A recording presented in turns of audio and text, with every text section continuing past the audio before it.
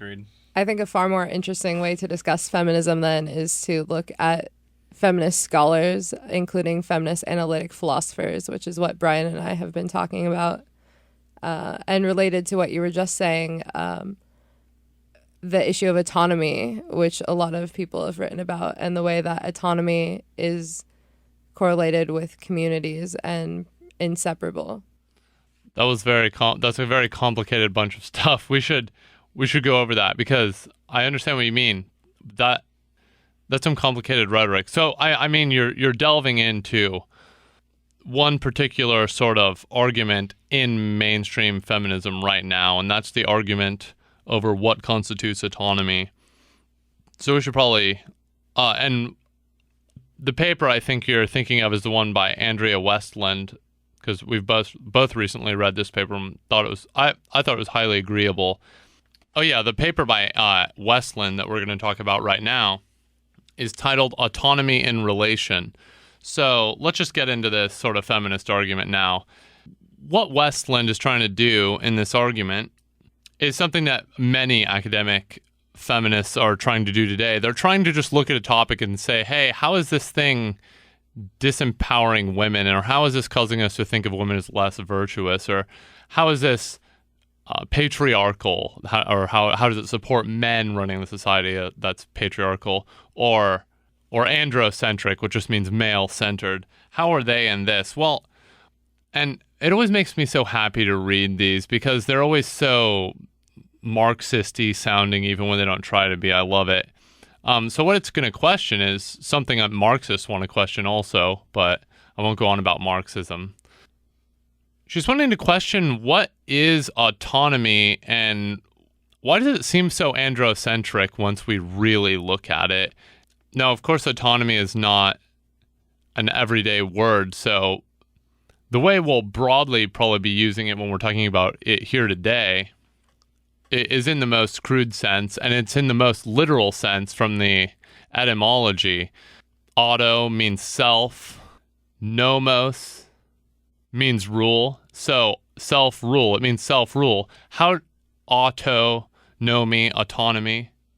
So the account of self-rule that we get in the society today is one of a bald eagle flying free and alone being a key feature, and independent of anyone, not reliant, but instead reliant only on himself, and flying free, and looking out into the sky, looking out onto the world as an observer of cold, hard facts and truths, independent of anyone. And the way I've been painting it as this bald eagle caricature obviously fits in well with sort of the laissez-faire capitalist conception of life. And in my mocking tone, it's probably clear that we don't find this agreeable. So given that concept of autonomy, Westland wants to bring a feminist attack upon it. So why don't you tell us about the feminist attack on laissez-faire market capitalists' concept of autonomy? I think the most important part about Westland's view is that autonomy is relational or dialogical. Is that what you called it? Yeah.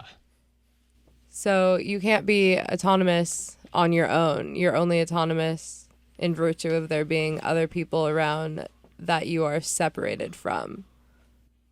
Right. And so, I mean, so far we've already said something sort of controversial because someone could say, if I were on a world alone and I were the only person in this world, I'd be autonomous. I'd be self-ruling. I believe that's my personal counterexample. Right. Oh, yeah, you did make that one up. But most people would think that that is possible. But when we look at autonomy and we look at it in any meaningful sense, it could only mean something as a relational concept. That is, between people. Now, of course, there's an argument for this because that's not the intuitive view of autonomy that we get. Yeah, I'm starting to see how autonomy is in a realm of a relationship with others too, because if the natural state of humans was to be alone, then we wouldn't need terms like autonomy. So autonomy, as far as our relationship with others, makes more sense. It's because in this sort of struggle to be self-ruling, among all of the pressures from, say, society and other people, that's when we start to really delve into like a tactic or an attitude or being educated or being independent in a way that doesn't mean just alone. It just means not being coerced by others or not being fooled and tricked and not being forced to behave or believe in some ways, and to be sort of to pull sort of to externalize, I guess, value out of all of the internal pressures. I think that's when I think autonomy becomes relevant, because if we were just alone as it was, then we wouldn't have to think deeply about, say, any type of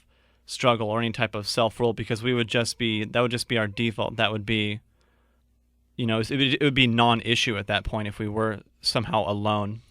Yeah, I guess it wouldn't delineate anything from anything else. Also, I think you brought up a point that has even more to offer. It is that human beings don't flourish alone, and none of us, no one hearing this, and no one in this room either, has lived this kind of independent, bald eagle life of being alone. I mean, this line of argument liberals make all the time, and it's a good one to make. Not even people's concept of value is crafted purely independently. Right. So that's one way in which autonomy relates to feminism and anarchism. We're concerned with how the individual is responsible for the well-being of the people in their community and how we can support government and politics that will enable the most people to thrive. But another way that autonomy is related to both of those is the concern about the individual being able to control their own life. The super sin case that we've been talking about is regarding a female in a relationship with her husband where she doesn't make any of her own choices. So the feminist wants to be able to say that that woman has autonomy and that woman should be able to make her own choices.